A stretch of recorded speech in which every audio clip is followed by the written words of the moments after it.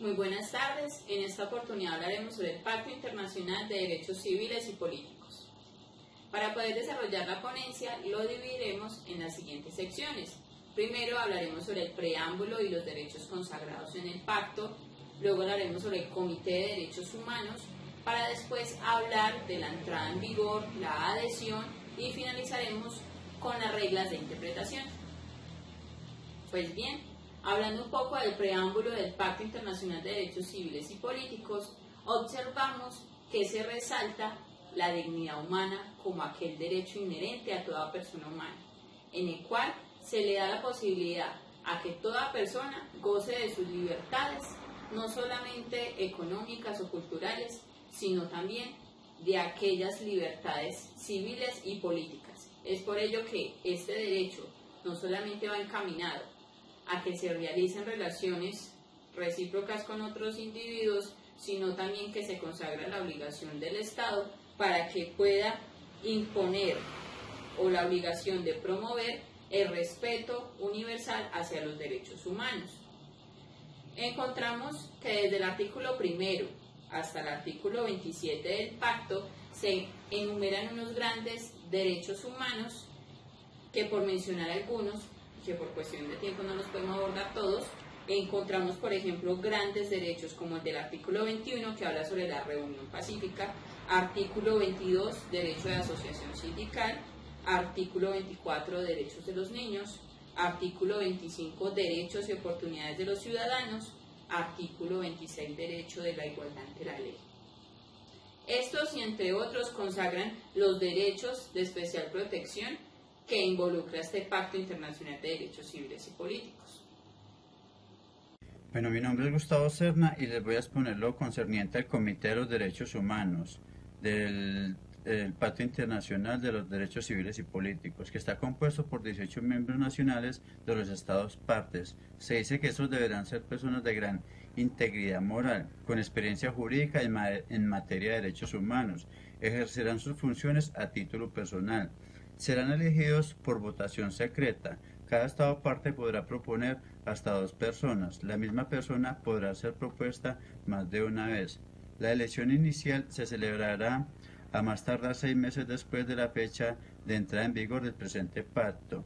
4 meses antes de la fecha de elección del comité, el secretario general de las Naciones Unidas invitará por escrito a los Estados partes a presentar sus candidatos para el comité en el término de 3 meses. El secretario general de las Naciones Unidas preparará una lista por orden alfabético de los candidatos y le comunicará a los estados a más tardar un mes antes de la fecha de cada elección. La elección de los miembros del comité se celebrará en una reunión convocada por el secretario general de las Naciones.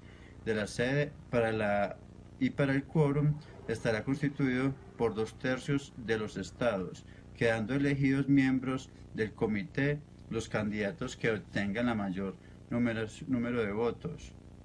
Los miembros del comité se elegirán por 4 años y podrán ser elegidos si se presenta de nuevo su candidatura.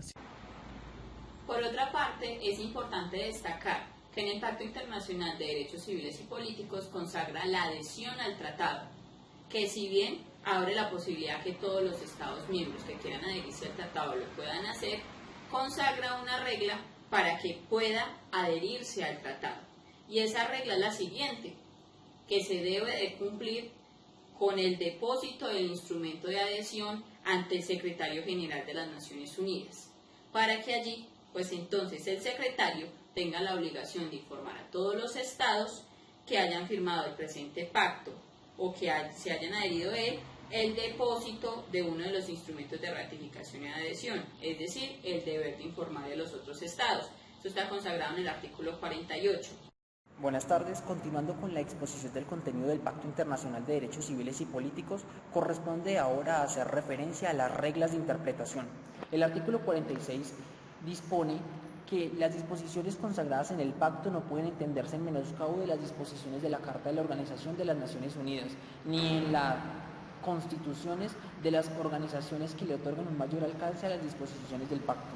Tampoco se podrán entender las disposiciones del pacto en menoscabo de los derechos que le asisten a las personas de disfrutar libremente de sus riquezas y del medio ambiente.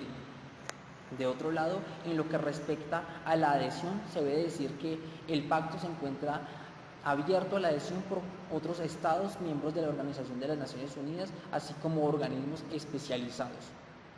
Esta adhesión sería comunicada a los demás estados partes en el pacto por parte del secretario general de la Organización de las Naciones Unidas.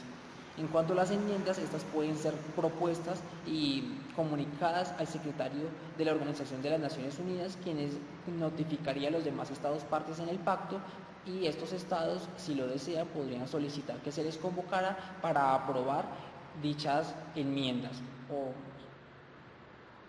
Para finalizar, debemos hacer referencia a la entrada en vigencia prevista en el pacto.